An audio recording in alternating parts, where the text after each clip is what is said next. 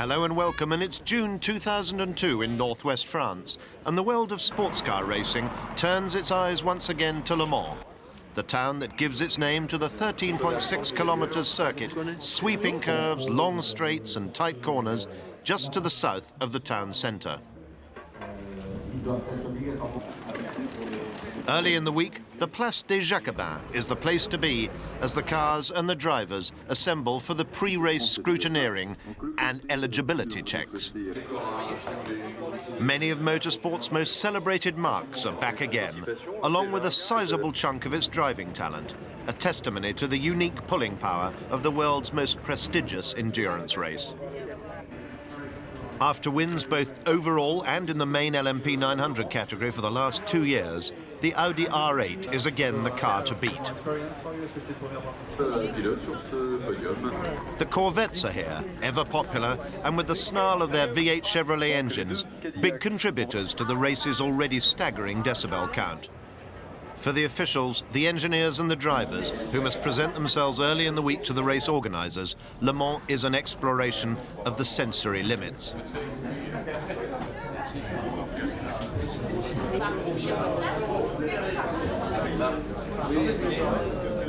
200,000 plus people may converge on Le Mans at this time of year, but the locals accept the extra traffic with good grace. After all, they can enjoy their city the whole year round.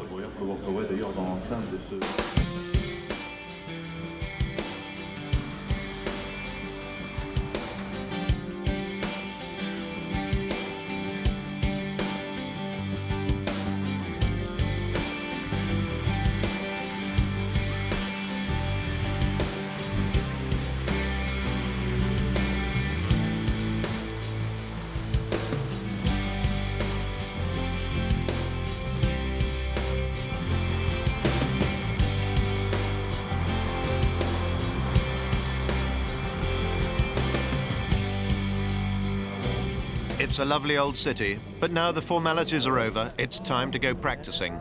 Wednesday and Thursday prior to the race are very important days, each with 2 sessions, one light, one dark, in which to identify the last-minute weaknesses and try and set your grid time. There's Johnny Herbert, now driving the number 2 Audi, having a quick word with ex-Lotus teammate in Formula 1, Pedro Lamy, who's driving an Oreca Dallara.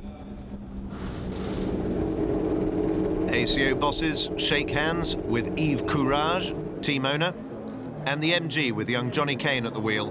Get ready to set out. Mike Lancaster there from AER, the engine builder, making sure everything's all set on the Lola-built car. So everybody sets out for the first session of 4 in the all-important qualifying. Everybody has to do at least 3 laps. Each driver has to set a time that proves their competence both in the light and in the evening. And Audi gets down to work with its usual efficiency. Frank Biela out first in the number 1 car. Johnny Herbert also determined to set a quick time. And the PlayStation-sponsored Oreca Dallara's Yves de Schonack there, the team boss, man who put this great effort together without any factory backing this year. Olivier Beretta straps himself in. They were quick in the test weekend at the beginning of May, and they want to be quick here in qualifying. Bentley was surprisingly off the outright pace throughout qualifying, but they wanted to get round, get on with their program, and they didn't ever use qualifying tyres.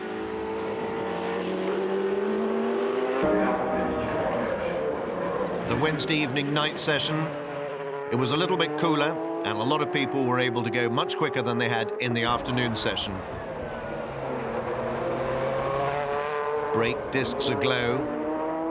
Emanuele Pirro takes it underneath the Dunlop Bridge, and Capello there, determined to be fastest by the end of this session.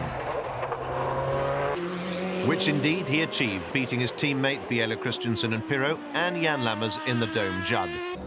It's always good to be on pole after the first qualifying session, because you never know what's happened tomorrow. If it will be rain, for example, it's very important to be on pole today.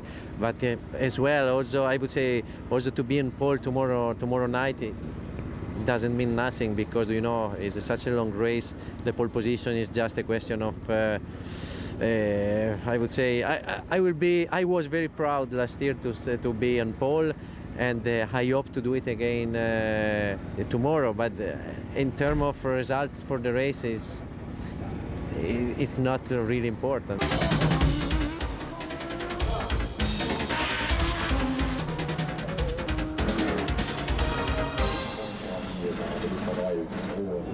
Thursday was the last chance for everyone to get onto the grid, and Jan Lammers a little shattered to be told that his times from Wednesday have all been taken away for alleged fuel irregularity. In other words, didn't pass the scrutineer's test. He's got to start and try and qualify all over again. So unhappy at Dome, but it was all smiles up the pit lane at MG Lola. We've no real pressure on us this afternoon. Last night our objective was to qualify comfortably and get the car and all three drivers qualified for the race. We've achieved that goal, and also Mark was able to put in a good time on qualifying tyres. He went for a second run because we had extra time, but a back marker obviously got in the way and put him off onto the grass a little bit. So tonight is, we can maybe give it another run. Quick in GTS was the ProDrive Ferrari. I think we will see tonight, actually, in qualifying, what everybody can do. But yes, we were a bit surprised that we were so quick. I mean, we knew that the Ferrari would be suited to this circuit because of the long straights and fast-flowing corners. And the car is not very good in the very tight, twisty corners, which you don't have here. So we knew we would be quick, but how quick? No, we didn't expect that. And he's too modest to say so, but his own time surprised everybody. That was the first time Alain Menu had ever seen the Le Mans track. In the prototypes, the battle is going to be carried to Audi not just by the little MGs from the 675 class, but also by these cars, the Oreca Dalaras, and by the Cadillacs. The first time they appeared earlier this year, the Cadillacs were immediately rudely identified as Audilacs because of obvious similarities to last year's Le Mans victors. But this is a very professional team with some very quick drivers. Jan Lammers and his teammates very quickly back onto the pace again in order to make sure that losing all their Wednesday time wasn't too much of a disaster. By the end of Thursday, they were 5th overall. The Chevrolet Corvettes are the main threat to the Ferrari 550 Maranello in the GTS class. And in the GT class, it's pretty much all Porsche, but there are 3 Ferrari 360s, a Morgan and a Spiker. Expected to be among the quickest, the number 80 Freisinger car. En pole position provisoire à tourner en 3. The weekend party's already started for many of the tens of thousands of people who've come from all over the world for this event, watching the Audi and Andy Wallace there, getting on with their program, not trying to do any startling times.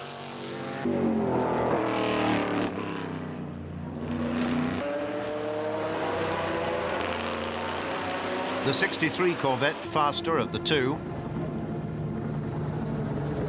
And elsewhere in the GM stable, there's a lot of work going on. That's Christophe Tinsault coming in, changeover for Max Angelilli or Wayne Taylor, with whom he's sharing his car. Also in at the same time as his teammate number 7. Just a little further up the pit lane, the French Oreca Dallara team running their new 5-litre Judd engine, working on various aspects of the car. And a moment of excitement there as the 360 Ferrari Modena, number 71, driven by the American amateurs, Steve Earle, causes some confusion, and with lights all over the place, Duncan Dayton, another American amateur, is off into the gravel in the privateer Lola MG. Johnny Herbert determined to help his teammate Capello take that pole position. Capello himself now brings the car in.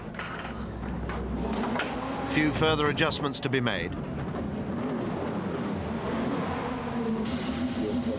Capello looking to see how much time there is left, how the opposition's doing, nervous bite of the fingernails, but it was all okay. By the end of the evening, their car was on pole position in front of their teammates. The Bentley had done enough in its class, and the MGs had been remarkably quick in the 675 class. The Corvettes nearly caught the Ferrari 550, and the Bocleur Bernard car was quickest in GT. Now we need to finish the race in the first position, because although last year it was on pole, but then after a few laps we start to get some problem. And at the end we finished second. 3 years ago I finished third, 4 years ago I finished fourth. I hope this year is the good one.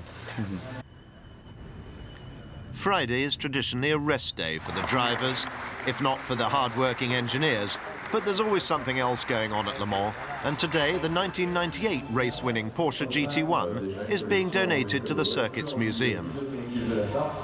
Also on hand to receive a special award in recognition of his 5 wins at Le Mans is Derek Bell, 4-time winner with Porsche and a man well aware of the event's global appeal.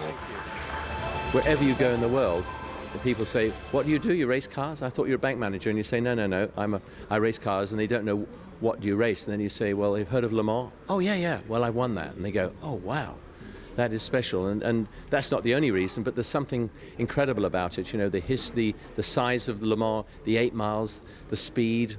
And in those days, you know, we were doing 245 miles an hour in the early days down the Mulsanne Straight. And there was such an element of drama here. I mean, there were so many bad accidents over the years. And, you know, this is the 70th year. So, you know, there was a great history to the event. And, of course, you know, it's the highways and byways of the area. So I think everything taken into consideration, and plus 200,000 people come. And they'd come if there was a race on or not. Derek Bell last won the event in 1987. Manufacturers may come and go, but the spirit of the race lives on.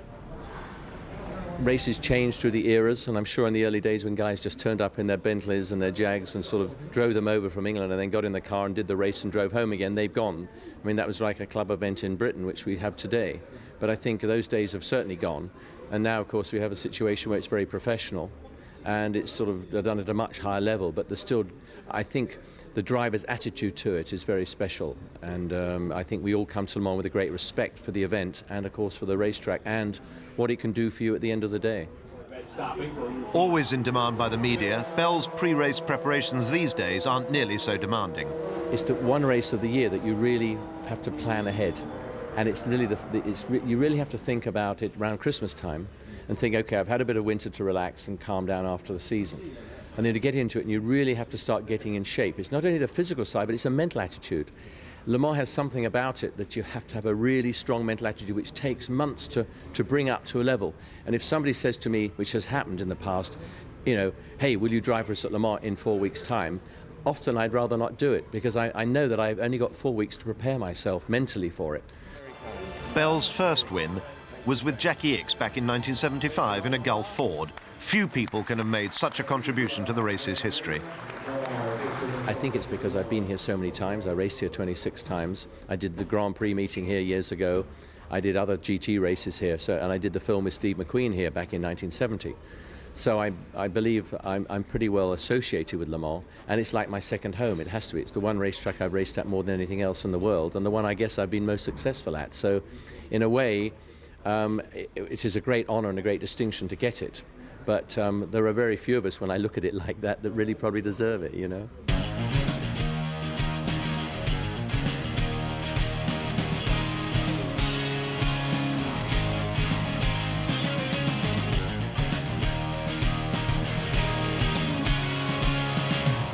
Friday, the Audi press conference. Plenty of interest in a team gunning for its third win and consensus on the reasons for their success.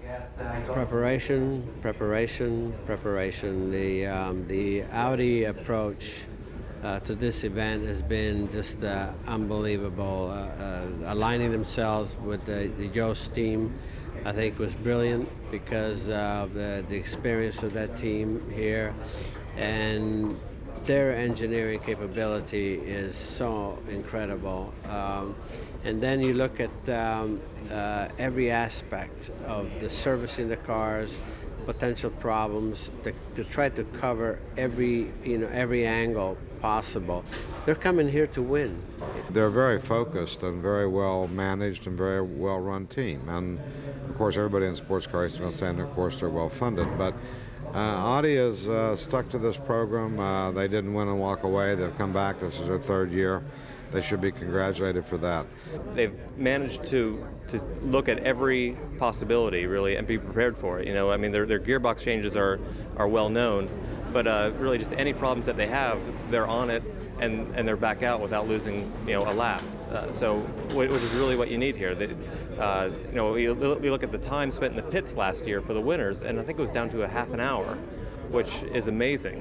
For a 24-hour race to only spend a half hour total time in the pits is, that must be some kind of record.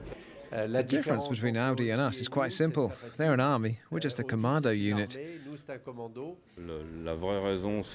The real reasons are the thousands of hours in the wind tunnel, testing all year round, the desire to make constant improvements and a lot of experience and good sense. They're very realistic in their approach, prepared as they are to make repairs very quickly if something breaks. All these factors make Audi an unbeatable team. Ask the Audi drivers themselves for the recipe, and they're a little less forthcoming. That's a secret that we want to keep for us. No, I think, in one word, I would say the approach. First of all, we did not underestimate the difficulties of the race, and when they built the car, for the first year oversized to make sure that we would make it to the end despite the speed, and that's what we did. Then we collected a lot of information, and the second year, which was 2 years ago, Audi built the car as good as possible, as fast as possible, but made to have very good access to all the spare parts, so everything could be changed in a very, very quick time. Because we don't really think that to win Le Mans you should have no mechanical problems. We think that you can still win the race by having some mechanical problems and being able to fix them very quickly. Pirot and his colleagues are on the verge of a unique achievement. If the #1 Audi does win, that'll be the first driving trio to win for 3 years in succession. It works very, very well. We're obviously a close bunch and we have similar styles of driving in terms of the way the car is set up. And the whole organisation around us is very professional. The relationship between Ingolstadt and Team Joest and the drivers is very smooth. And if you add to that the time we've had to develop the car, then everything is bound to work well. Now we just have to make sure that it works again for Audi for a third time.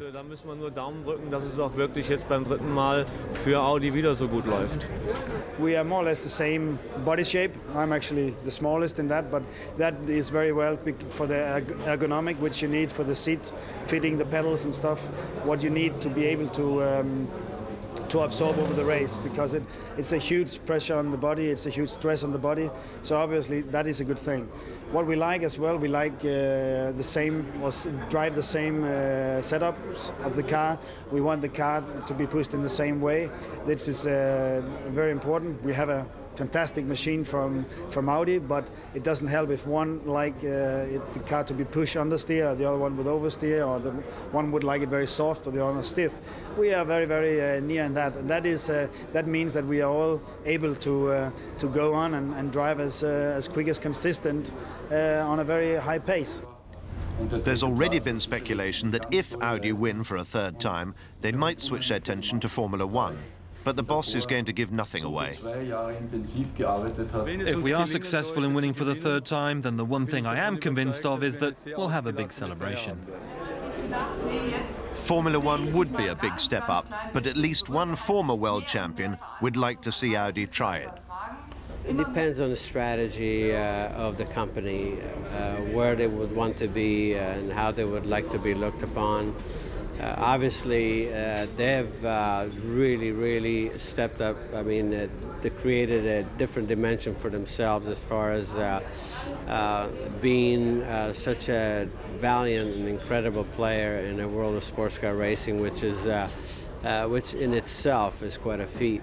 Again, for peak ultimate performance and technology, again, Formula One could make sense, but it would be up to them to decide whether they really need that or not. And I would love to see it personally.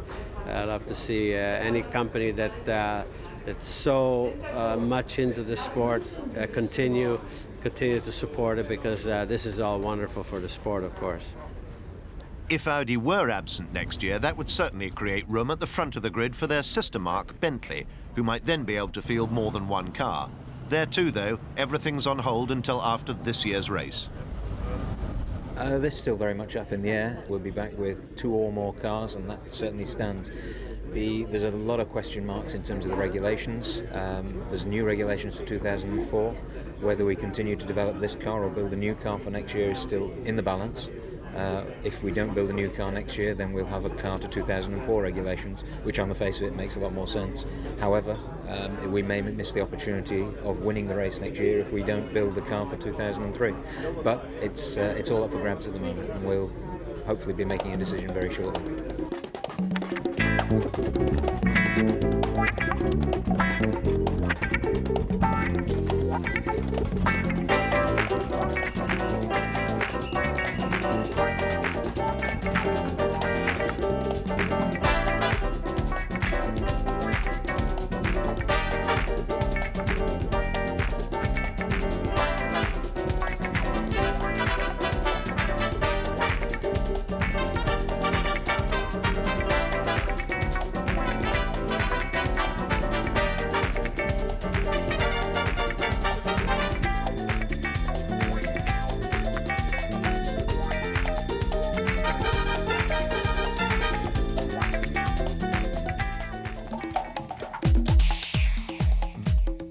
The drivers' parade through the centre of the city is now over for another year, but the Friday night party returns to the racetrack.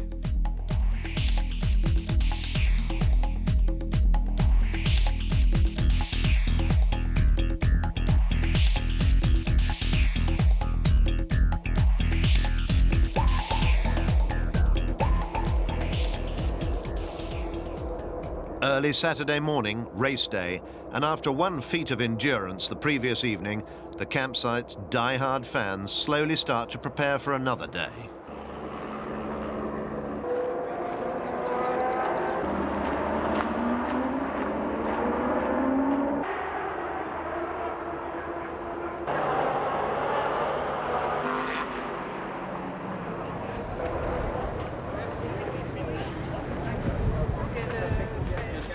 Le Mans' loyal supporters come from all over the world, but there are always large contingents here from Holland, from Germany, from Italy, and especially from Great Britain, where it seems every single one-make car club organises a special trip to Le Mans.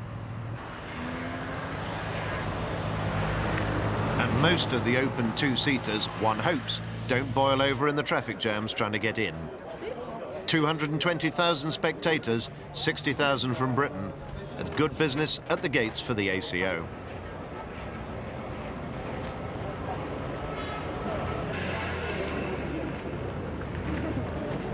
Of special interest in the race village this year is the stand devoted to the French comic strip hero Michel Vaillant, a sort of auto-sporting James Bond, who according to the cartoons has already won Le Mans 3 times, and they're making a film this year in which we understand he's going to win again.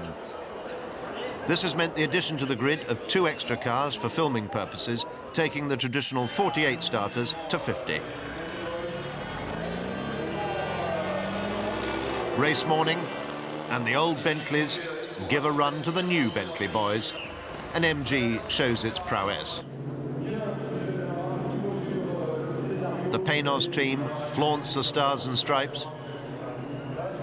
2 cars again this year.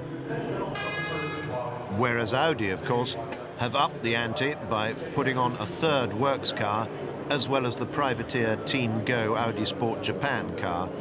So they have every reason to expect a favourable outcome.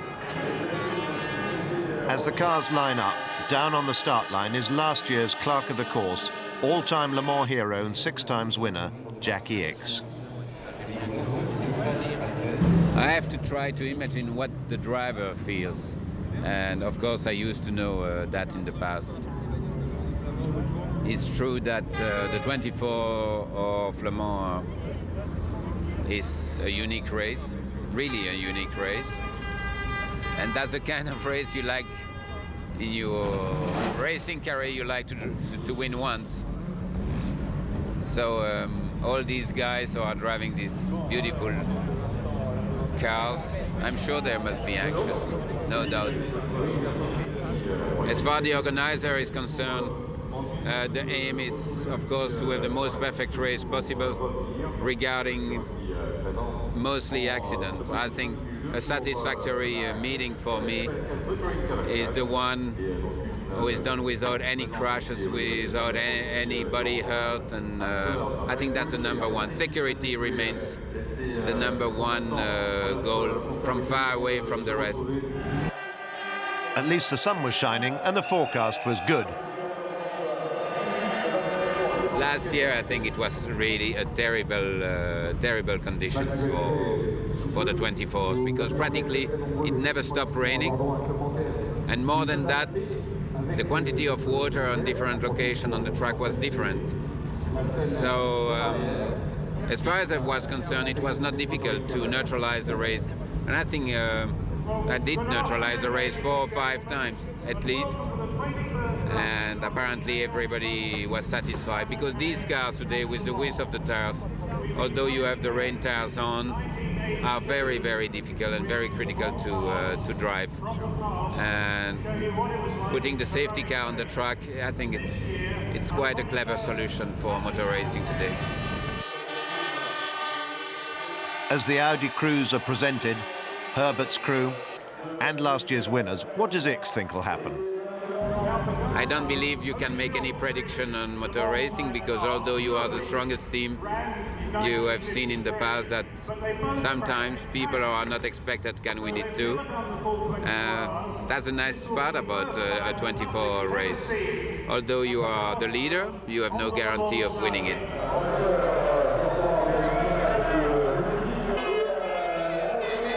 The girls from the Moulin Rouge are here for the rather thin reason that they are allegedly sponsoring the 2 360 Modena Ferraris in the GT class, but everybody seems to get a look in, including a delighted Audi driving squad and the assembled photographers.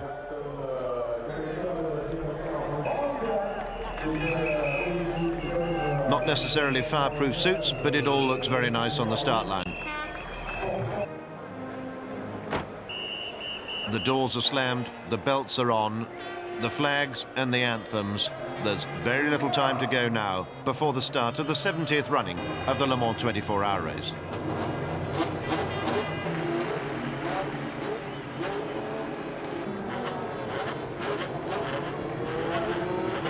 And the cars are away on their final formation lap. From here, it's into rolling laps and then the green flag.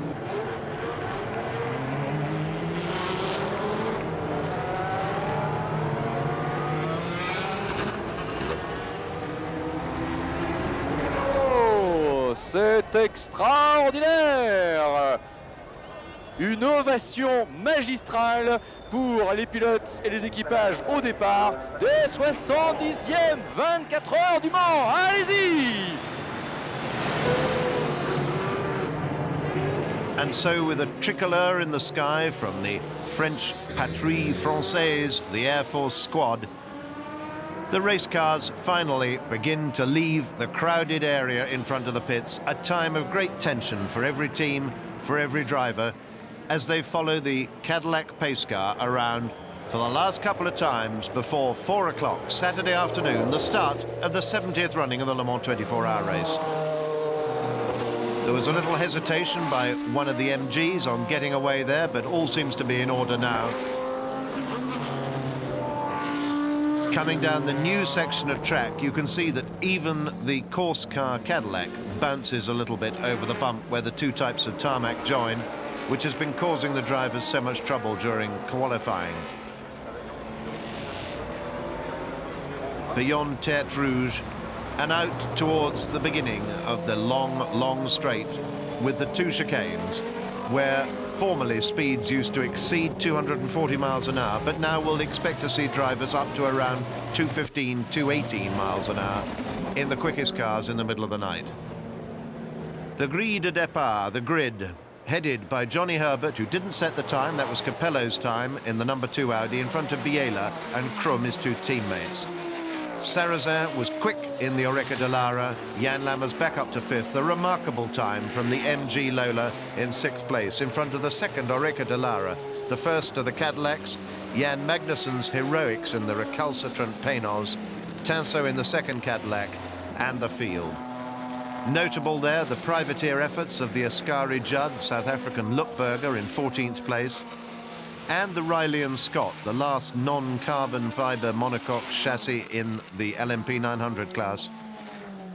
Duncan Dayton in the privateer Lola MG.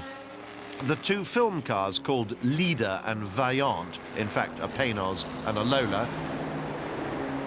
And then the first of the GTS cars, Rydell in the Ferrari in front of the Corvette of Fellows.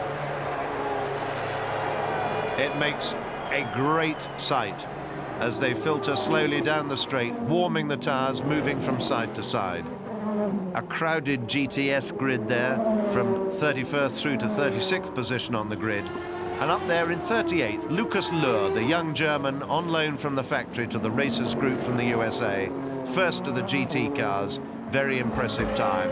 The Morgan qualified and qualified well at 4 minutes 16, an unusual car, and equally unusual in 4 minutes 19, the Dutch-built all-aluminium Spiker with a BMW-derived 4-litre V8 in the back.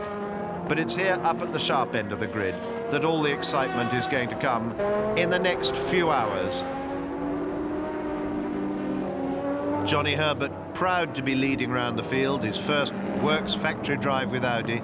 Johnny, of course, had hoped to do a double this year and win the Indianapolis 500 as well, but as things turned out, it didn't work out that way. But he still leads the American Le Mans Series, competing in a privateer car over there. And there's a puncher that is a puncher on the third works Audi. Michael Krum at the wheel there, and yes, it's the left front which has gone down, the wheels sparking on the road.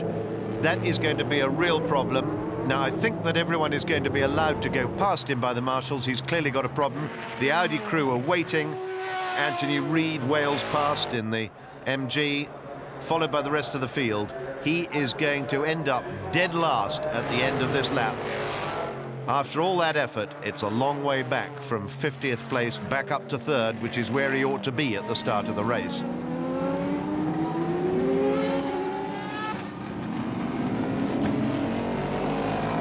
The Paynos film car comes past, the second of the Dome Judds. In fact, everybody is going to be past him as he comes up through the Porsche curves, while the rest of the field begins to take up its proper formation behind the Cadillac pace car. This is approaching now, very close to the start-finish line. Big hospitality areas are here, off to right and left of the track here. The two Audis lining up. It's going to be nearly 4 o'clock on the Rolex clock above the start-finish line as the field comes round. So look for the cars to be released into the race, into the 24 hours, as soon as the Cadillac pace car is round the corner. The red light's still on the starter's gantry. We're missing an Audi, remember, the number 3 car with its puncher. The rest of the field all bunch up. The pace car's getting ready to turn. The crowd are on their feet.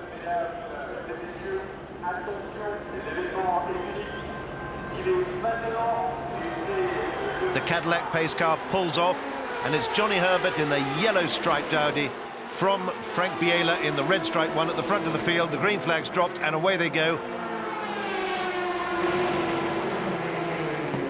Herbert, determined to hang on to his teammate Capello's pole position, is not going to give way to Biela and takes first place. And now we come down for the first time seeing the new section for the year 2002 from the Dunlop Bridge down towards the old S's. Caused some controversy in practice, this section with a very big bump on it, and these are the old S's as the cars set out towards Tertre Rouge and the beginning of the famous Mulsanne Straight. Now here is the Audi pit stop. Very bad luck for the 3 young Germans who've been given their chance in the third works Audi, but they've dropped back immediately, back of the field. That's the number 1 car of Frank Biela, determined not to let Johnny Herbert get too far away, while the fans watch the tyre change going on the big screen. And immediately the field has settled down with Jan Lammers' Dome, car number 16 there in third position, from the 2 Oreca-run Dalaras with a Judd engine. And we see the Audi back with all 4 wheels, and in his enthusiasm to make up lost time, is already flinging the car around. and Paynor's traditional early troubles for the American team. Herbert holds on from Biela.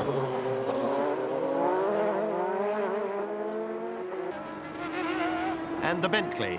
The Bentley had a relatively poor qualifying, put down to its alleged lack of qualifying tyres, but has now got the whole race to make up its position, and very early trouble for the 360 Ferraris running in the smallest, the GT class. And the MG here getting very brave on the Oreca. Oh, just squeezing by on the inside in the braking area, and that looks like our first retirement.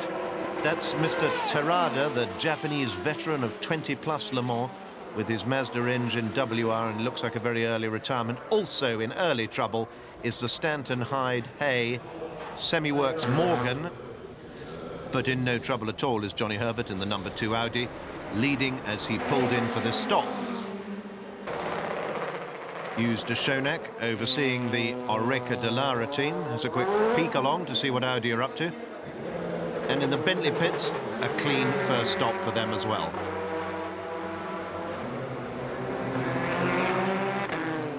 Frank Biela in for his. And a little further down the pit lane, the chasers in the GTS class this year are going to be the Chevrolet Corvette from the factory, because the Ferrari 550 is so fast. The first of the private Lola MGs, the Nighthawk team car.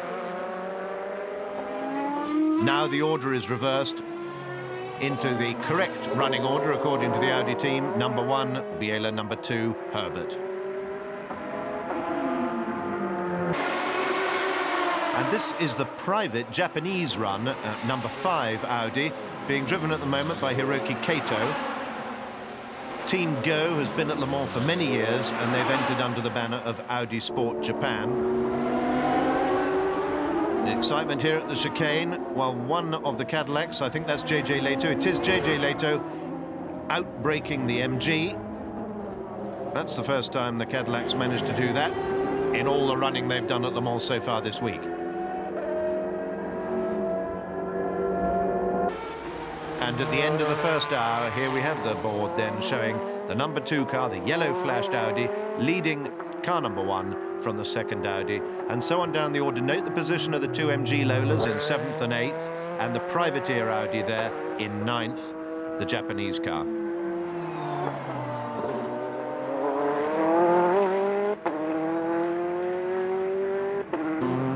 Oh, and this is a big drama, and that's Werner Luckberger's helmet. That's the Ascari with the Judd engine. He's clearly gone straight on here, and here's the replay. Something's broken at the back, and he's off across the grap. That's very unpleasant. No retardation at all.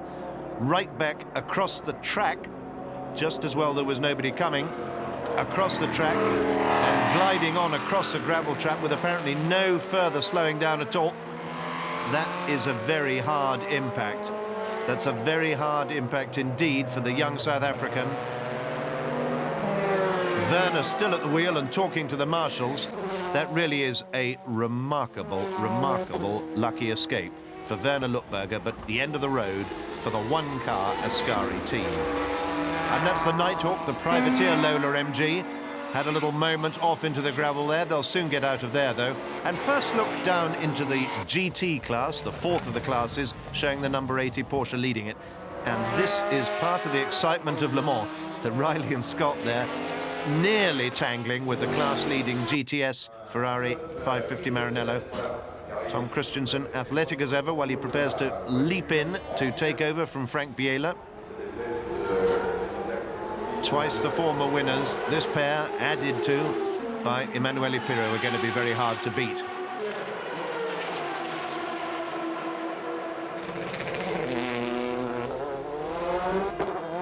And Christensen effortlessly away.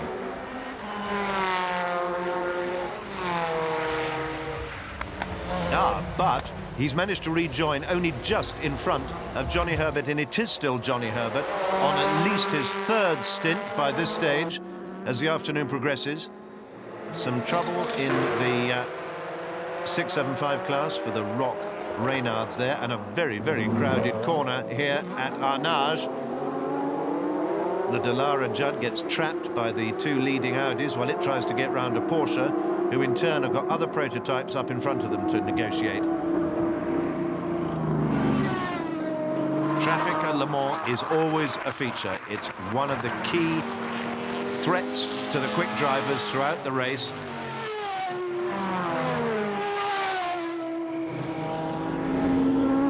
And still again here, and people wandering all over the track. That's the Peños Mugen being driven by the Venezuelan lady Milka Duno, and that has changed the lead of the race. Johnny Herbert took no prisoners there.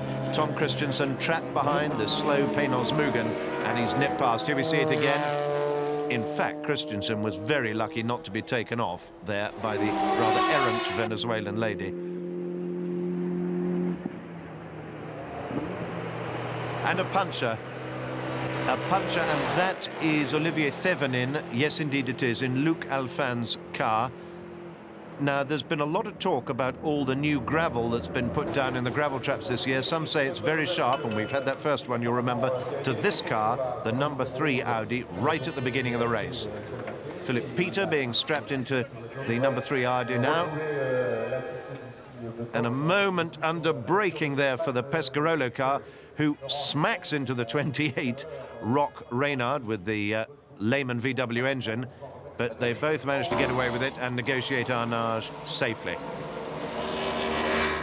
The Bentley has been moving up through the field after that rather disappointing qualifying period, and though not indulging in any great battles, is taking advantage of other people's misfortunes. Misfortunes such as those of this Peños, the number 11 car of Brabham and Magnussen and Brian Herter, the IndyCar star. Oh, and a big drama there.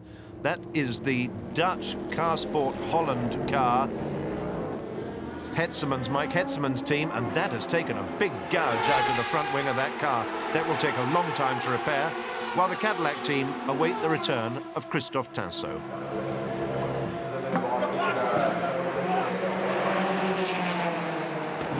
Max Angelilli will be getting in. This car, a significant revamp over 2001's less than successful Cadillac. While the Bentley goes about a normal pit stop, Angelilli being encouraged to get on with it by Tinsault, shaking his head. There appears to be some sort of problem. The mechanics leaning in.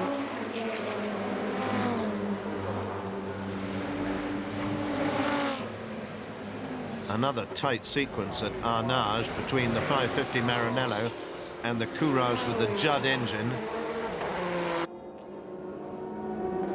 And so after the second hour, Johnny Herbert still leads in car number 2, and it's an Audi 1-2-3-4 clean sweep, a depressing prospect for the competition, except perhaps for the little MG Lola, which is up in 5th place, and Jan Lammers' Dome, which is in 6th. Another error there by the Peños Mugen. And this looks like a stop and go for Tom Christensen. He's coming in. That's a penalty out on the track for a yellow flag infringement.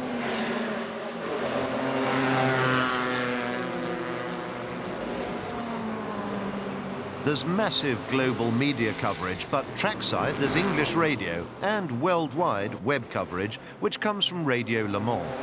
The Bentley has come back into the pits, but also into the pits is Johnny Herbert. So the leader is in. Stuart Codling, I guess, is down there. So, Stuart, tell us about this pit stop by Johnny in the lead, who's surely going to get out this time. Looks routine to me, Ian. Is he getting out? I don't believe he is. No, he isn't. He's not going to get out. He wants to stay in. He's just been given the drinks bottle, and he's going to stay in. Fuel currently going into that car. He's given the drinks bottle back, and I'll tell you what, he's talking about Murray Walker. His trousers are on fire. I've just been talking to Dick Martin of IMSA, who very kindly told me that Johnny Herbert's just left the pits. He didn't take on new tyres. Dick Martin of IMSA told me that Tom Christensen was shown the black flag 3 times before he came in. That would explain, Stuart, I think, why then Dr. Ulrich had to get on the pit wall and give him the thumb to come in, because he wasn't doing as he was told by the officials under the black flag. So, yeah, so Tom Christensen will be in soon. But that pit stop you described there, just a refuel for the leading car, Johnny Herbert. Now, Johnny surely can't do more than 4 stints. A Bentley update from David Anderson. The reason for that stop in was to do with tyres, as far as I can work out. It has had a new set put on. Now, so a long 24 hours as well for the assembled broadcasters.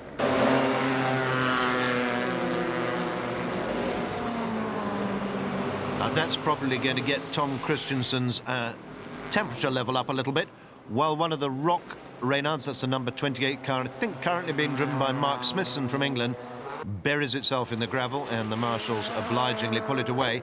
Yes, it is. This car lost its third driver at the end of qualifying because he simply wasn't quick enough. Also British engineered and British run by the ProDrive company in the 550 Maranello is waved out again. A few precautionary checks beyond just fuel and tyres at that stop. And the MGs have proven very quick. Warren Hughes now leading in this little gaggle from, in fact, the American privateer in the Lola MG, the Nighthawk team of Mel Knight. Warren Hughes, a tough, hardened professional, has been extremely quick and impressive in this car ever since he first got into it. And the little Lola-built chassis proving absolutely perfect for the Le Mans circuit, but that is a owner-driver, Jim Matthews, two very quick professionals with him sharing that car, not least Mark Goossens, but Jim just a little bit caught out there through a very fast section of the course. And more punchers, and a puncher there that swaps the number 75 Porsche right around, giving the MG, currently being driven by Julian Bailey, a heart attack.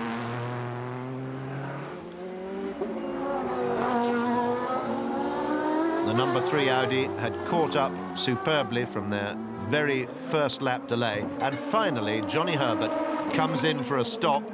He's now driven 4 stints in a row, a really remarkable story, and young Christian Pescatore is taking over from him.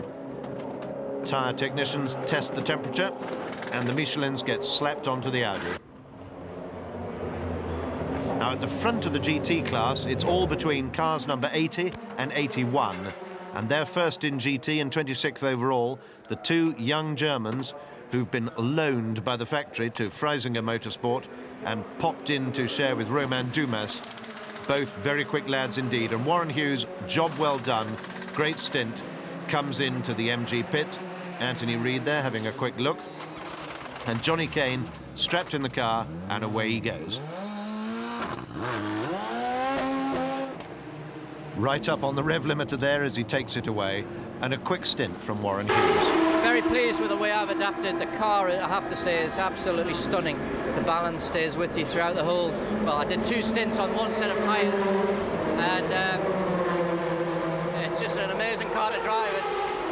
I've got to tip my hat to MG and Lola for the job they've done. That is just an amazing car, and I'm very satisfied with that first stint. Well, that's what team managers like to hear. Well done, Warren Hughes. And a mistake here by the second place car. It is indeed, that's Christian Pescatore, and it looks as though he too's got a puncher. Yes, he has, and that's very bad luck, because that is at the first chicane on the Mulsanne Straight. There is at least 10 kilometers back to the pits from there. No, we are really happy with our Michelin tires. The problem is just, you know, there are cars maybe spinning out and they're bringing some stones or some balls or whatever back on the track. And it's not only we that get them, other cars had punctures too, so it's a little bit of a problem for everyone in such a wide track. Well, a slightly unconvincing explanation from Philip Peter there, but it's his first time out for the Audi team. The number 1 car continues on its way, been untroubled by the punches that have affected their teammates, and there's no doubt that there's a lot of gravel on the track. It's getting into the wheel arches and it's slicing at the tyres. Not the tyre manufacturer's fault, not the driver's fault, just one of those things. We've seen how much gravel can get onto the track.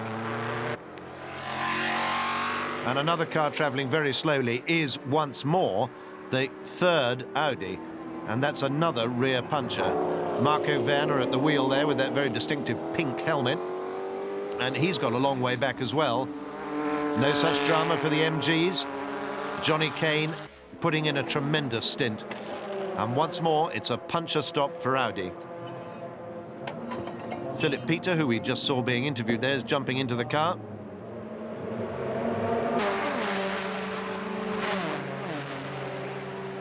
And out on track, Kane in the MG has got the car up to 3rd place overall. A balloon drifts quietly overhead. The touch of the setting sun here in the south region of northwest France. Always a spectacular time of the race in the Le Mans 24-hour race. And down in the GTS class, the Corvettes pound on after the 550 Maranello Ferraris. And that's a locked brake, no puncher this time.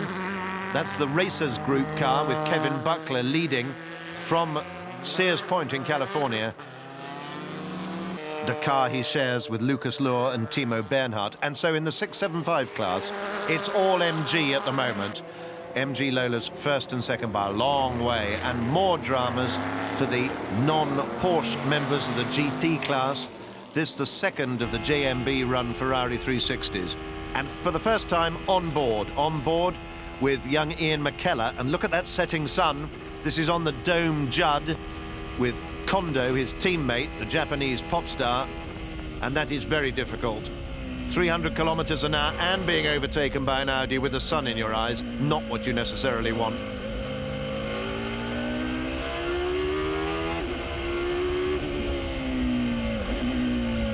Braking for Arnage, and now it's going to be back looking into the sun again as they head off up towards the Porsche curves.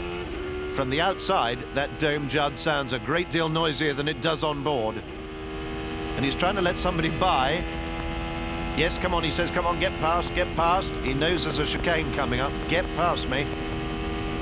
He doesn't want to get involved. You try not to get involved anywhere near a chicane with anybody else trying to outbrake you. And it was the MG, in fact.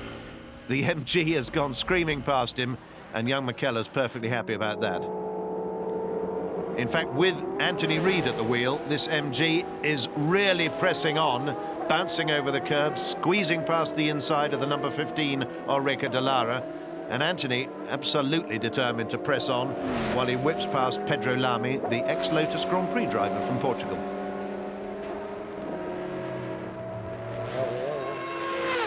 Now there's an on-board shot to catch the attention. Sébastien Bourdais appears to be flexing both his hands, yes he is, while holding the steering wheel with his knees at over 300 kilometers an hour.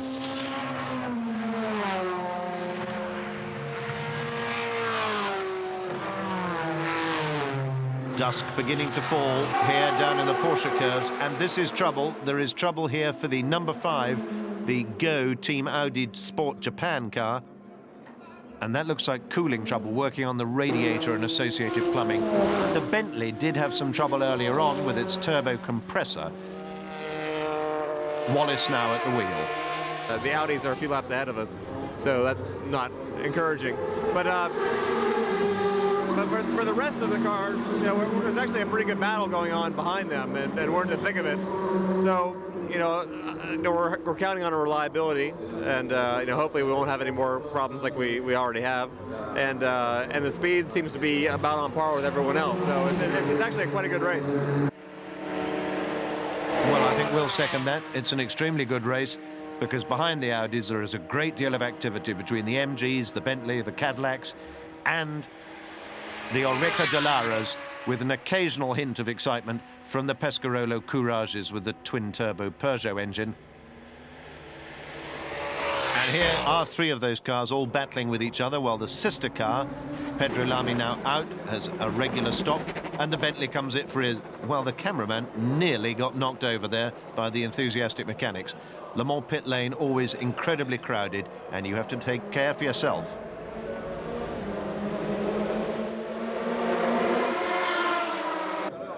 Regular stops for Oreca and for the race leader, the number 1 Biela car, as he storms back out. Sébastien Bourdais, a very intense young man, the bespectacled young Formula 3000 driver, having a very successful season in that formula, takes his Pescarolo car out. The Morgan not had such a good time. And please strap me in extremely tightly, I'm going to go very fast, appears to be the motto in that pit. Hiroki Kato now being pushed out onto pit lane again and all set to go, while the Audi mechanics talk about all their various troubles. Kato's been to Le Mans on 3 previous occasions. He's a quick driver. In that nice nighttime reflection there, you can see how many bugs there are in the south air, and most of them end up either on your headlights or on your visor. And this is one very unhappy Swiss millionaire, Walter Brun, former Formula One team owner, being told that his Celine is now out, somewhere out on the back of the track. Next door, class opposition Chevrolet Corvette. It's a noisy car, it's very hot, so it can be slightly antisocial while you're driving it, but you know, you soon get used to it. And I think next time out I'm going to be doing a double stint, and we'll see how we get on there, because it's cooling down for us nicely now. Hopefully our Goodyears will start working a little bit better, and we can maybe reel the Ferrari in a little. Oliver Gavin, former Formula One pace car driver, after a successful career in the junior formulae, career revived by his time in sports cars, and much bug removal going on there, so Oliver can see what he's up to.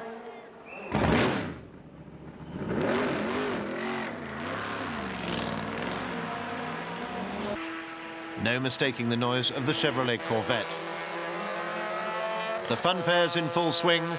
It's fully dark at Le Mans.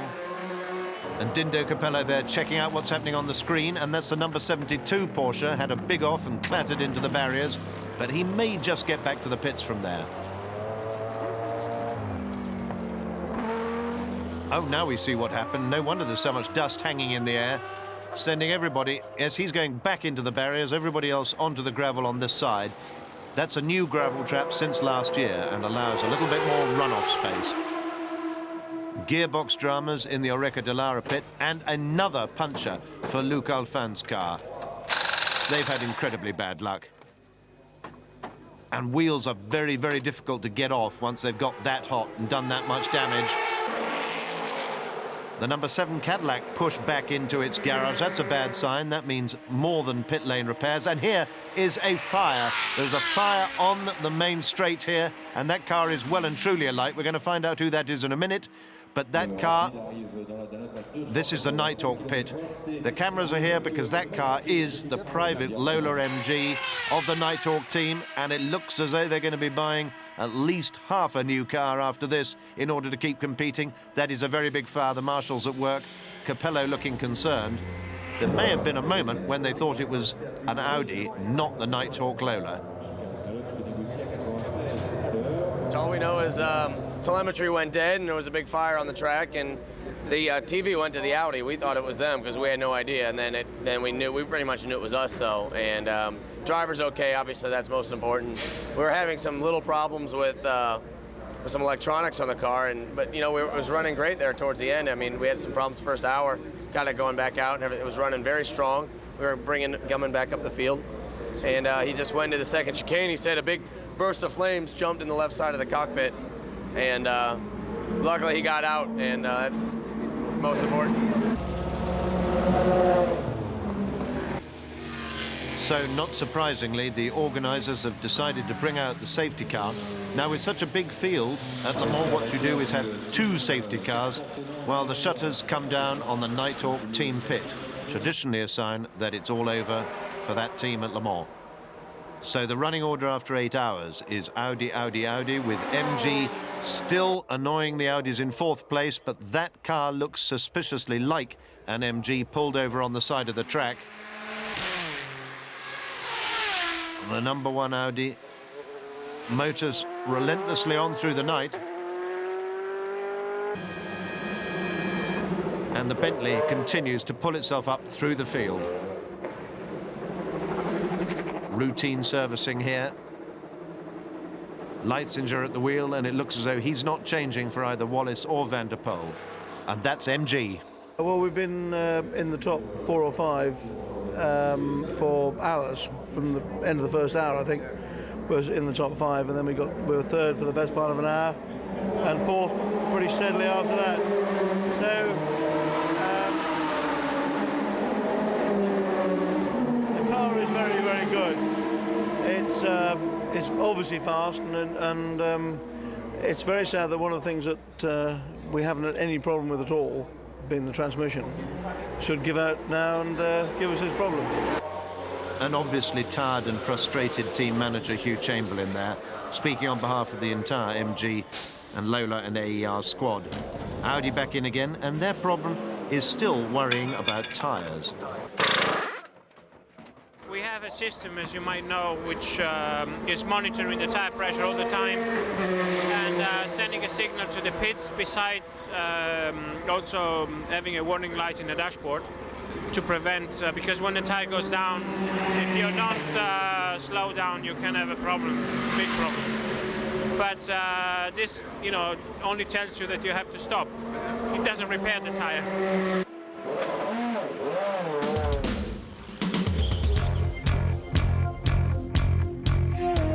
Nighttime may be fun for some, but it's tiring for the working mechanics as well as the drivers.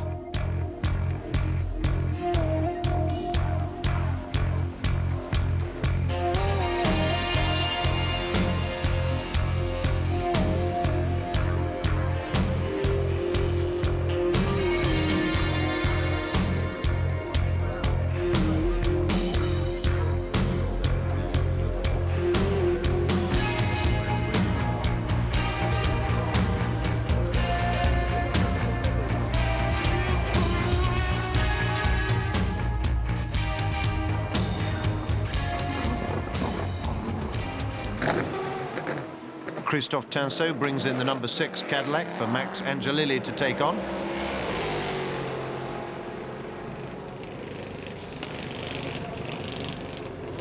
This is a time for everybody to stay alert. Crews are tired, it's been a long hot day, it's well past midnight. Please take care. Max Angelilli sets off again in the number 6 Cadillac. Bon, là, pendant tout mon relais, During the whole of my stint, I had neither speedometer nor dashboard lights. I just had to drive with what I had. We had a good strategy while the pace car was out, because we didn't stop. Lots of cars did, but we gained ground. After that, I just tried to keep up with the Audi and the Bentley, because I didn't have any information about my speed. My tyres weren't getting too worn, so I drove for 4 stints without stopping, which produced good results.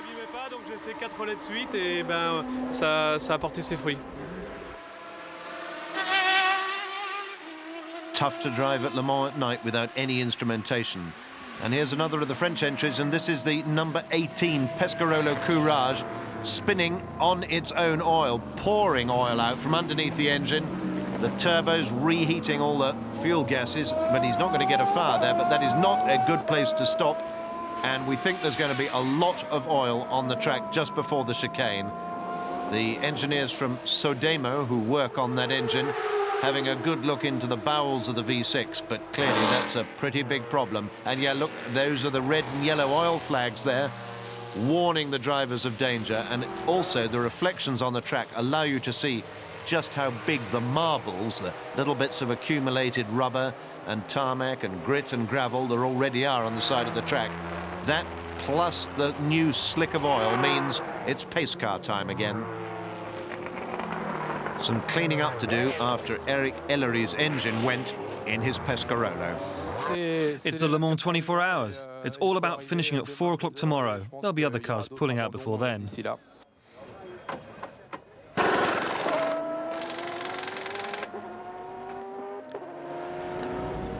The Pénaud comes in. There has really been a disastrous race for Pénaud. 2 or 3 years ago, these cars were super competitive. But Brian Herter here and David Brabham and Jan Magnussen pretty much going through the motions now. Shake of the head from the engineers.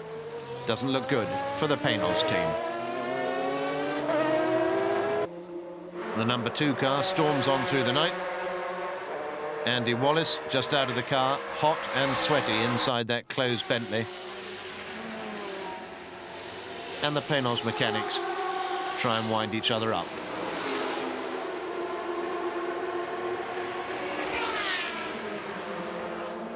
While others live a slightly more glamorous lifestyle than the rough and tumble of the pit lane. And here's the other Pénaud, which has got to be pushed now as young Gunnar Jeanette. And he's got to push it. Once he's in the pit lane, as marked on that line, he can be joined by his mechanics. But it would have been a very long push with a very heavy American racing car if he'd had to do too much of that by himself. And so overall then, after 12 hours, the three Audis lead from the Bentley, the first of the Cadillacs, and the Bentley not doing its position any good at all. Eric van der Poel at the wheel there, subsequently described to us by the team manager Richard Lloyd as a Belgian moment.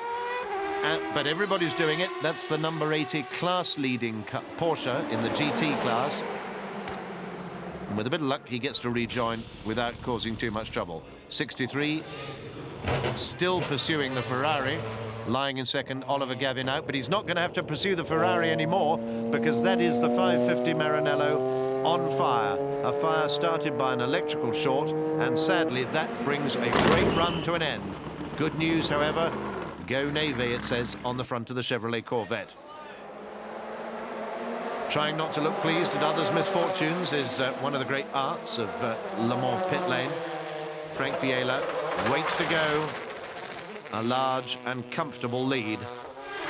That wouldn't have been comfortable, hitting a squirrel or whatever that is at 300 kilometers an hour in the middle of the night, but no harm done. In GTS then, post-Ferrari departure, it's the two Works Corvettes leading from the FFSA Chrysler Viper. And in the MG pit, they're leading, of course, the number 27 Blundell car by a country mile from the rest of the opposition. Out at the first Mulsanne chicane, that's a very dramatic moment there for the Jan Lammers owned and run Dome Judd. I think he's going to be all right there. Yes, he is. Didn't hit the barriers. Thrown out of the way by one of the GT Porsches. This is the third place car in the GTS class. Very efficiently run by the same Oreca team as run the two prototypes. Much further up the field, but they've done a great job so far. And the Audis, remorseless is the word for them. While the night begins to turn into a dawn, there's Tom Christensen cheering the team on from his position in the pit garage. And the Audi having no trouble overtaking whoever they want and leading the second place car by 3 laps at this stage. Does get tight from time to time, but 3 laps is a very long way. Out on the Mulsanne straight, the Bentley is fantastically quick. Eric van der Poel over 306 kilometers an hour. And very smartly through the corners as well. It's a very impressive race car.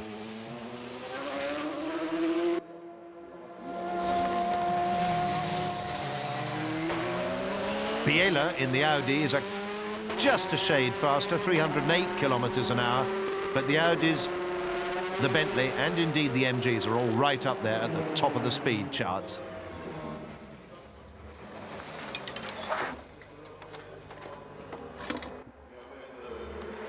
Van der Poel out, getting ready to put Leitzinger in. Up at the other end of the pit lane, Biela out and Christensen in. Did you have a good night? Not too bad. What about you? No, it was okay. The car was better in the night. We had tires working better with a cooler temperature. The car was running very consistently. We just had, I have to say, the second stint of the tires was quite difficult, very slippery, but no major problem. Everything is all right. Appropriate that Eric should be interviewed in front of the tyres there, of course, because the Bentley has to run less tyre, 14 inches as opposed to 16 inches on the Audis. But that doesn't make much difference to Hiroki Kato, whose 16-inch tyres or not just runs out of Rome down at the bottom of the Dunlop Hill. But I think he's going to manage to get that car across the gravel, not really slowing up the cars as it should do. He gets across the gravel and back out onto the racetrack.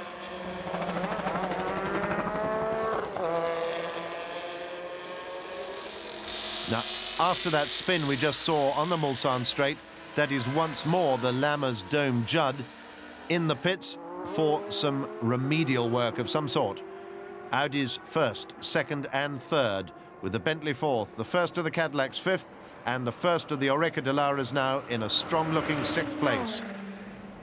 All down the field there's excitement. The Morgan still running a long way back after various troubles, but still running. Manages to confuse the young Swede, Ched Bjork, who's driving the Courage with the Judd engine. And backwards over the curbs, Ted, is not ever going to do your race car any good. And he's blowing out all the gravel that's accumulated in the car while he's been there. And this is bodywork off somebody else as well. And that is Pedro Chavez, Gavin Pickering in the Ray Mallock. Oh, look at that. Celine 7R. And there's obviously been a major problem there with the bodywork. And at those sorts of speeds, it's going to get ripped off, and it's going to confuse the handling, we're about to say, with no proper aerodynamics on the back of the car, as the driver found out just in a place he didn't want to find out, in the middle of the Porsche curves. That will have held up the Audi a little bit, but it could have caused a very big accident in a very dangerous part of the track. Dawn at Le Mans. Soon be able to say goodbye to those headlights that appear to have been on for a very long time now.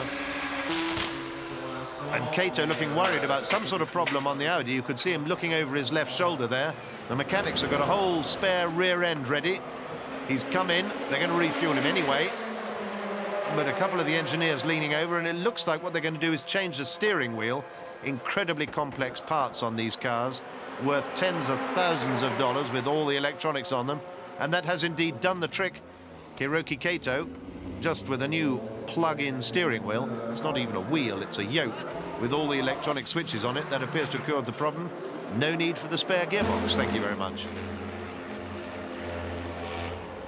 The number 80 Porsche comes in now in first place in the GT class. Dumas, Maassen and Bergmeister. And these are the remnants of the Ferrari 550 Maranello. What did happen? Well, we had an oil leak with the car. We were bringing it in, and unfortunately, before it got back to the garage, the car caught fire, and it's quite badly damaged out on the circuit, and we just couldn't get it back. Durability of the car we were fairly happy with. Obviously, we hadn't done a full 24-hour run before, but we'd done it in various bits, so we were quite confident.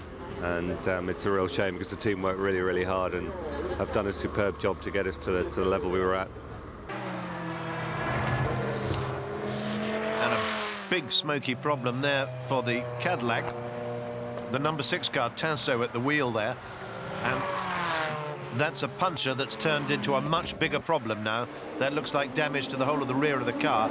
And in fact, he's coming in just in front of his teammate, which is going to make the Cadillac pits a very crowded place indeed.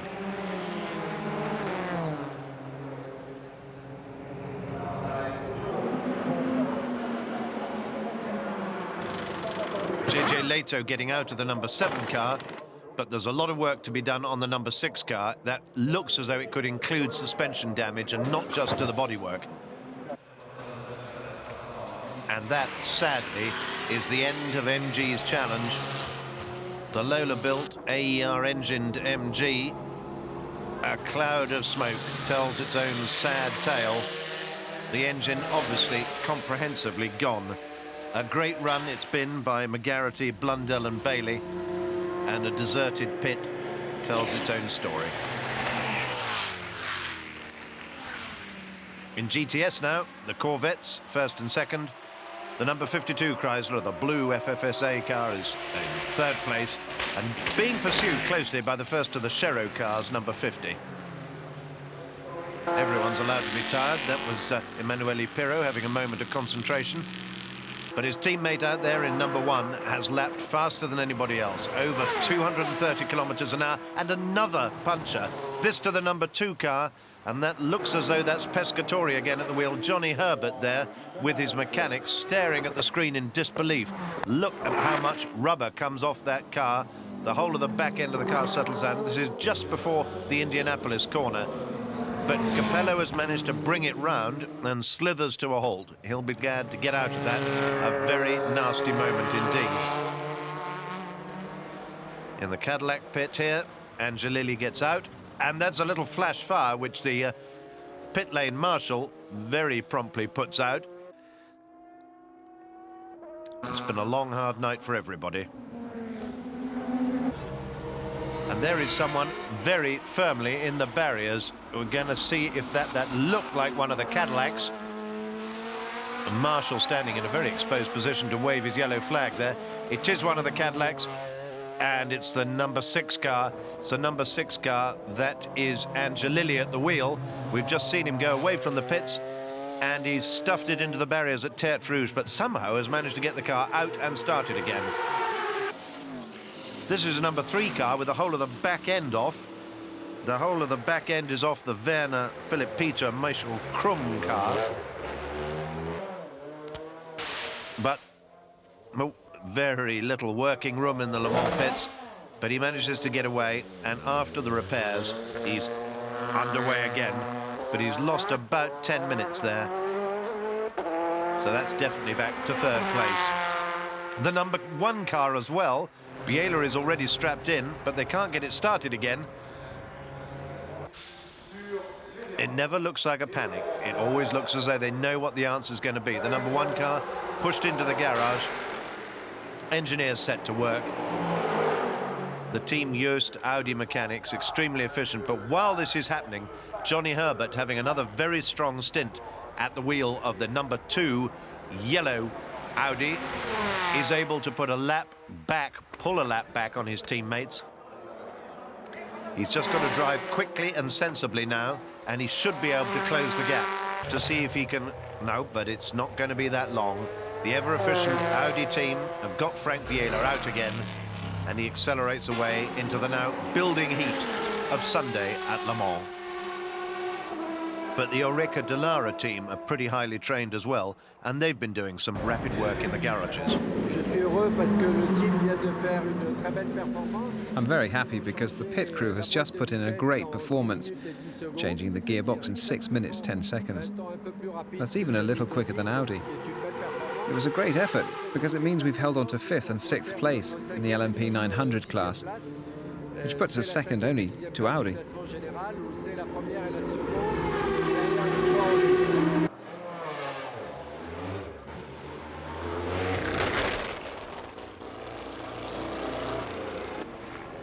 In the GT class, the battle continues between the 80 car, being held up there for a stop-go penalty, and the 81 Kevin Butler car. On board the Pescarolo Courage, we can see Jean-Christophe Bouillon, former Williams F1 test driver, among other achievements, hard at work in this car which has proved surprisingly slow in a straight line.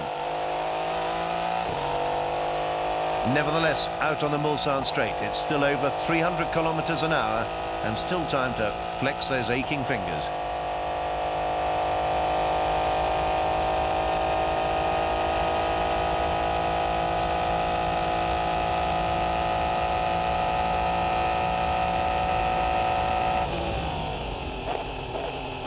Down through the box for the first chicane.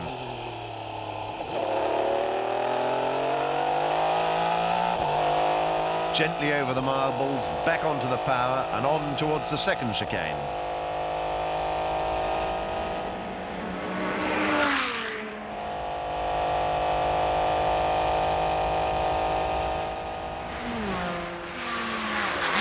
Speed differentials remain a feature, even if the GTS and GT class cars are all doing over 180 miles an hour themselves. And Jean-Christophe will be being wary as he approaches the Viper he's got to lap once more. After the corner is the place to get past, as he does, cleanly and simply. And it's on this straight, even at over 300 kilometers an hour, that one can relax just a little bit, check the dials and stretch the muscles. Back at the pits, it's goodbye from the Morgan team, but still hello to Radio Le Mans. You're listening to Autosport Radio Le Mans, sponsored by GM.com, 91.2 FM here in France and around the world. We are about to go to the national and international news. We are about to complete 20 hours out of 24 for the 2002 Le Mans 24-hour race. We'll be crossing back to IRN for the news at the top of the hour. And let's just remind all... Yeah, I was just giving you a heads up. Number 1 comes down the pit lane then, and let's see what happens in this stop. Inevitably, of course, it will be refueled. Now there are tyres standing by, and there's going to be a driver change as well, I think I'm right in saying. The tyres now being brought out, ready to, if necessary, go on the number 1 Audi. Refueling underway at the moment. I think it is Emanuele Pirro getting into the car, and as soon as the belts are done up and the refueling is complete, then the tyre element of the stop can take place. There's a car that pulls in ahead of it, though, which might just cause a bit of toing and froing. New tyres going on as well, so driver change, new tyres and refueling for number 1. David, it's actually Tom Christensen in the car now. Right, yes, now I'm standing in a better place. I think, yes, confirm that. And so out hops Biela. Tyres going on, you can hear it in the background. Lots of photographers in front of the car. We'll take a step back now because Audi number 1 blasts away.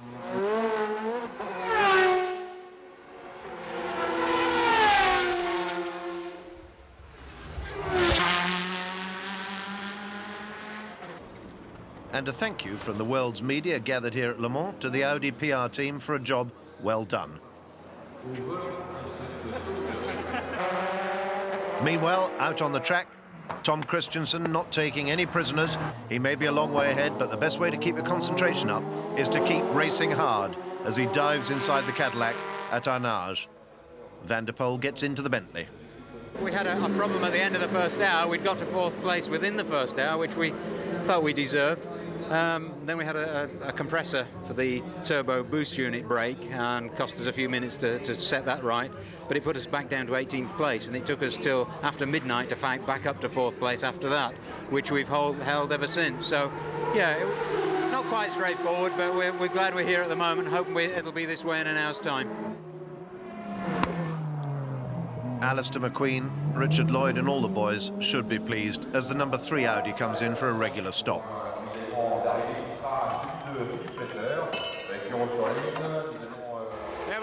We've been going really well. I drove a lap in 3 minutes 34.8 in my last stint, which is a great time at this stage of the race. I could have started to make more ground on the second Audi, but a problem has kept us in 3rd.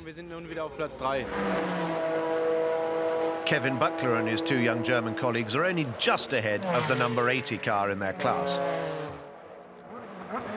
What a sprint race. My hat's off to the Porsche. The Michelin tires were unbelievable. We haven't faltered even at all. We double stinted the tires many times, and my guys were really, really good. I've got the best group of guys. I'm really happy and proud, but I want to not say too much yet, so. And wise words from Kevin Buckler at his first Le Mans. And the poor WR Peugeot is about to lose its 675 class lead to this car, the number 25, Reynard Lehmann. And there is the moment where the class lead changes with half an hour to go in the 2002 Le Mans. Plenty of support there for Bentley, while the American squad prepared to line themselves up for a photo finish, the 2 Cadillacs and the 2 Corvettes. But what rotten luck for the WR Peugeot in the 675 class. Suspension broken, right out on the wrong part of the course. They're going to try and fix it. In that particular car, that means taking the whole bodywork off, so it's not easy. And the Audis themselves are beginning to prepare. Tom Christensen, thumb up from the pit wall there. It's Emanuele Pirro in the lead car at the moment from Johnny Herbert, and the new class leader in 675, Christophe Pilon, there. Nice message from the Piquet Sport team. They broke rather early on in the race. And once again, despite the repair, it hasn't worked. Stefan Daoudi can't believe his luck. Christensen just wants it to be over now.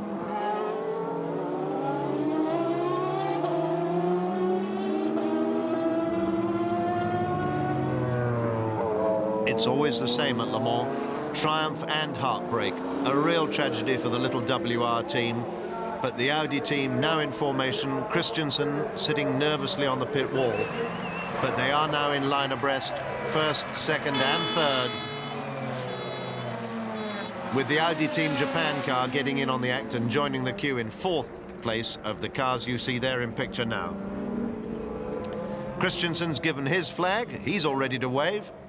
The crowd's assembled, thicker than it was even at the start of the race, while the marshals acknowledge the way the drivers have managed to keep it on the track and keep them out of work.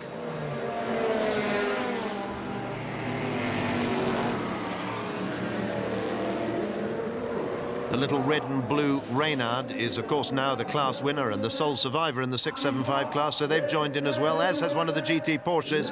And Pirot now can see the checkered flag. It's just round the Ford chicane. He's leading Johnny Herbert. They're coming through the final turn of the 70th running of the Le Mans 24-hour race. A huge cheer from the crowd. Everyone appreciates the extraordinary nature of this third consecutive victory for the Audi, for Christensen, Biela and Emanuele Pirot, who clambers out of the car as they cross the line alongside Johnny Herbert and the number 3 Audi. Audi flags everywhere and celebration well deserved for the extraordinary achievements of the Ingolstadt mark.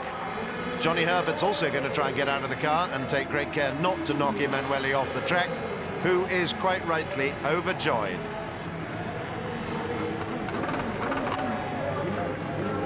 Danish flags there for Tom Christensen in the crowd. Johnny Herbert and the rest are signalled off the track and into Parc Fermé for the final checking. The marshals gesturing enthusiastically as the winning car is about to be swamped by the rest of the Audi team lined up on the start-finish straight. And this is the moment traditionally when all the barriers and gates come down and the crowd flood onto the track. We hope by that stage the Bentley will have got home safely. A tremendous 4th place. Eric van der Poel's brightly coloured helmet and a hand sticking out of the Bentley door. You can see the amount of gravel that's been thrown up onto those corners in the course of 24 hours of frenetic racing. The Bentley tours in by itself to the plaudits of the crowd. A great achievement by Richard Lloyd's crew, the RTN team and the Bentley factory. Eric just making sure there's nothing left in the turbocharger before the mechanics get their hands on the car once more. Little Dindo Capello there, a kiss, not much of a consolation for what he really wanted to do, which was to win this race from pole position. The General Motors factory demonstrations still out on course, 2 Cadillacs, 2 Corvettes. And Tom Christensen expresses his recognition of the achievements of Capello and Pescatore. The yellow Corvette train comes back into the pits at the end of their remarkable 24 hours and a win in GTS. Overall then, Audi by a lap from the number 2 Audi, by 3 laps from the number 3 Audi, the Bentley and the 2 Oreca Delaras who came on strong in the last 12 hours of the race. Sadly, the quickest of the opposition, the MG Lolas, didn't make it to the finish. But overall, a very, very strong performance by Audi. Bentley, of course, win their class. Porsche, 1st to 5th in the GT class.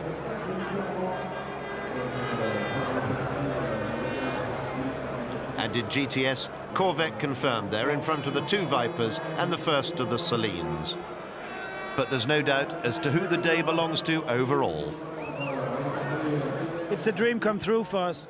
We have been working so hard, and the pressure on this enormous, prestigious race, as everybody could mention to us that we could do this, but our respect for the race and our dedication throughout the race not to give up when we get problems. Our crew, our pit, the car, the marshals, everything has been working perfect, and we never give up. Psychologically, has this been the hardest of your 3 wins? Not really. Last year, for many reasons, has been very difficult. First and main reason was the loss of our teammate and good friend Michele Alboreto just before the race, and then the torrential rain last year. The conditions were very difficult.